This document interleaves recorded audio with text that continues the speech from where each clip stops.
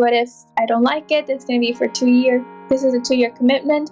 But after that first day, every day after that was paradise. It was amazing. It was heaven. Like, it was so new, so many things to try, things to figure out. Honestly, after the first day, I didn't struggle at all. Hello, everyone, and welcome back to another interview here at China Admissions. So today I have a very special guest with us, and she's going to be sharing her story of studying abroad. So welcome to our interview today. Thank you so much for joining. Can you give a brief introduction to yourself? Sure. Hey, Sass, thanks for having me. So, a little bit about me. I am actually from the US, from Puerto Rico. I was born in Puerto Rico. Puerto Rico is part of the US, and so my background is in engineering, in chemical engineering. I did my bachelor's in chemical engineering back in the US, and then I decided to do my master's here in China, also related to engineering. Wow, okay. And which university did you study at? I studied at Tsinghua University in Beijing. So what motivated you to choose China as a destination? Back in 2018, I had a trip with my dad and my little sister to China. And this was right before I was going to graduate from my undergrad in chemical engineering. And I remember being in China with my dad and my little sister and thinking, wow, like I actually really like it here. And I could maybe even see myself continuing my studies here. So that same summer, I started to do research and I decided to definitely go for China and try and do my master's in China.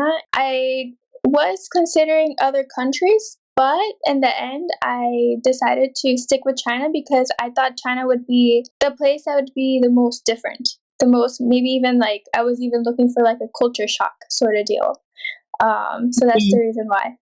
Wow, okay. So I'm guessing Tsinghua was your top option since I think for a lot of students, that is kind of like the main university that they'd like to try and get into. So how was the application process for applying to Tsinghua? Did you apply for any other universities? Did you have a backup? Was the process quite difficult? So I was considering 2 universities in China. And first, Shanghai Jiao Tong University was my top choice because I thought that I would enjoy to live in Shanghai more than Beijing. But then I got some advice from someone that used to live in China, and they knew so much more about the Chinese universities. And they're like, no, if you're going to do your master's in China, just do Tsinghua University. Don't consider any other university. And so I ended up applying for both. I ended up getting into both, but I, of course, chose Tsinghua, and then since it's the top university, Yeah, so I know the application process to Tsinghua is a lot more rigorous than to other universities, since there are usually multiple interviews that you have to have.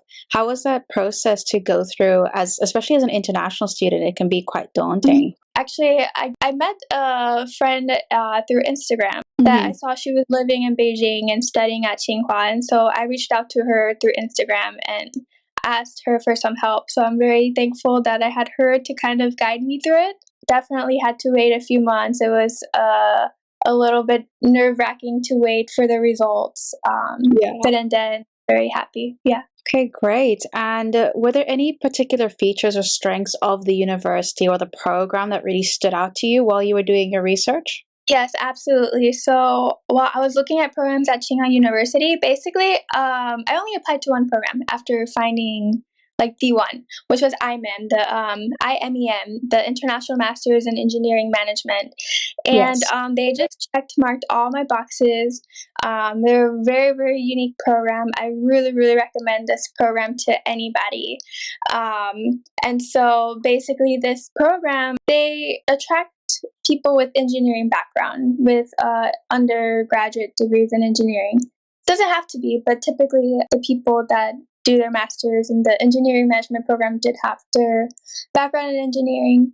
And what really attracted me to this program is the courses looked phenomenal, and particularly a selling point for me was that they had immersion classes all around China. So a few times per semester, they would take us all around China to like manufacturing sites, railway stations to see how the engineering works in each of these places. So for me, that was like, wow, I would love to just travel around China, see what the manufacturing sites are like. And so I thought this would be a really great learning experience. So it was a no-brainer for me to apply to IMEM. Oh my goodness, that sounds definitely like a huge strength in comparison to some other programs. And then while you were in China, did you actually get to travel to a couple of different places around China?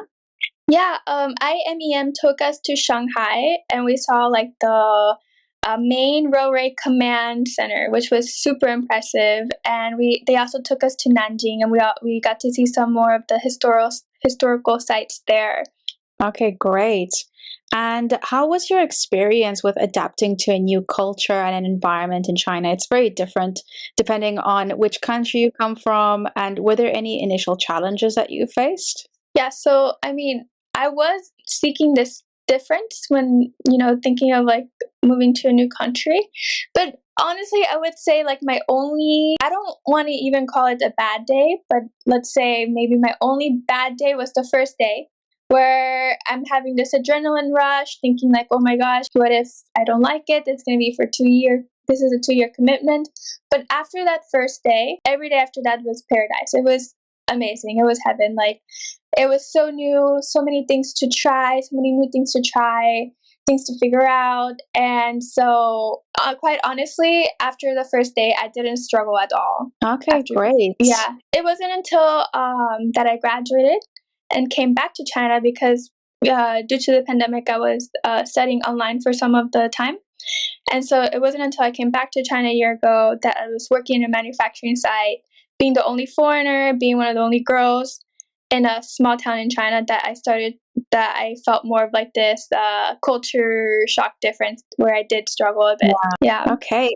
Did you study some Chinese beforehand, or did you have to study some Chinese while you were doing your program? I did study a bit of Chinese beforehand, but it wasn't until I got to China that I really started to dive into my Chinese language learning journey. And after you started really diving into your Chinese language learning journey, did that improve also your overall experience while living in China? Oh, of course. I mean, it makes everything so much more simple, so much more straightforward. Yeah, basically, with everything, it makes things more straightforward. But I will say, you do not need the Chinese language to have a comfortable life in China because the people here are so kind and so patient with foreigners. Even I've had family come and visit me where they travel by themselves. They don't necessarily have me to translate, and still they have such a not the easiest time, but still it's completely manageable and completely doable because the Chinese people here are always so willing to help. Yes, that's something that I also noticed when I just arrived in China. I couldn't speak Chinese. I did study Chinese, so I did learn it a bit quicker than some of the other international students. But I definitely think that and I've met a lot of foreigners that maybe they work in China as English teachers, but they don't necessarily learn Chinese. It definitely is possible to be in China without having to learn like a large amount of Chinese, though it is beneficial to you and makes your life easier if you do have that. Mhm, Definitely. for sure. Um, and did you have any strategies, especially afterwards now with your work, to really immerse yourself in Chinese culture? Because I know in university life, sometimes you're surrounded by foreigners, so you don't really have that experience in the beginning. I would say just more of like a internal balance and health. Like I, work out every day, meditate, and I feel like these things really helped me to feel more like I can overcome these challenges, like have more of the capacity and the patience and the overall well-being to feel like I can overcome these challenges. How do you believe that your time studying in China has contributed to your personal growth and development? It completely changed everything. Like it completely changed absolutely everything. After my first move in China, it was a turning point in my life because this is when I realized I don't have to do things how everyone else does. When you're born in your society, in your country, and all the people around you are kind of doing the same thing, going to school, graduating, finding a job, maybe nothing too different. And so I also always had this belief that I had to go study then find a job after, and just do that. And so moving to China and doing something so drastically different to anyone that I know gave me the confidence and the new belief that I don't have to do things like by the book. You can discover your own path, your own unique path that no one else has done before. And so now, essentially, I would say the biggest takeaway is that I feel like I can do anything. Like, I just feel like I can have any idea, no matter how outlandish, how different or crazy, and absolutely accomplish it with no problem. So I would say that would be my biggest takeaway. So for sure, yes, it completely changed my career goals and my plans for the future. Wow. Okay. That's really great, especially for a lot of students will be watching that are especially interested in Tsinghua, and not even just in Tsinghua, but also just studying in China in general. I think they'll find that very reassuring.